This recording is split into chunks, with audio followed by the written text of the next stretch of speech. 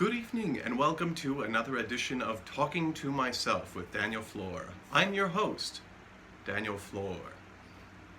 Today we are going to be speaking to an actor-director you may not know from such roles as Ryan in Tales of Marissa, Screaming Waiter number 1 in Raising the Stakes, and I understand you have an upcoming role as a title character in Eric Alt's Seagull project, is that correct? And so we welcome to the show Daniel Floor.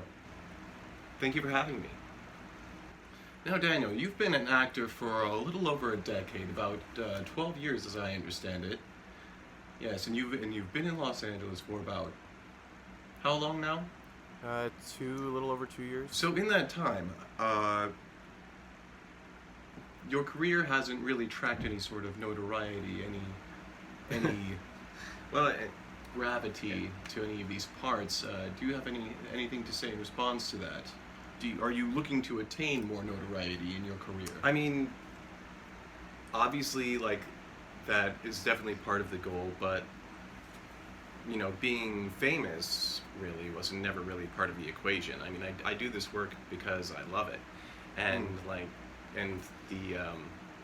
the bonus in gaining extra notoriety would just be that it would be easier for me to get to work on projects that I think are really cool, because once in a while, right now I'm mostly doing student films, and once in a while I'll come across a script that I really, really like, and that's one that I'll get to do, and it'll just be so rewarding. And I think, having more clout, that'll just give me more freedom to, for people to want me to come onto projects, and I'll get to start to do more and more work that I really find engaging and that I appreciate. No, a noble pursuit to be sure, but how do you stay grounded as an actor? Do you find that do you find yourself becoming more vain, having to focus so much on your image and your brand? I mean, not any more than any other actor, I would guess. I mean, of course, it's thrilling to be recognized for anything, even if it's, something shallow. I try not to pay attention to that kind of stuff as much. It's difficult when, especially now, you have to maintain kind of a strong social media presence, and part of that is projecting confidence, and part of that is, kind of embracing a little bit of vanity, and a little bit of but it's more of a hashtag self-love online. But I wouldn't say that I'm a vain person generally.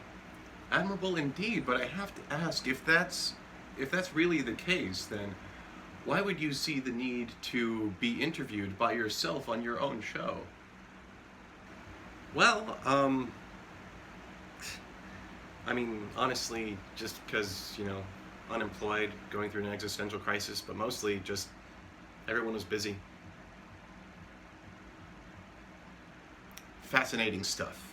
Well, that's all for this week. Please join us next time for Talking to Myself, when I'll be interviewing Daniel Floor's fears and anxieties. You won't want to miss this one. Good night, folks. And remember, talk to yourself often.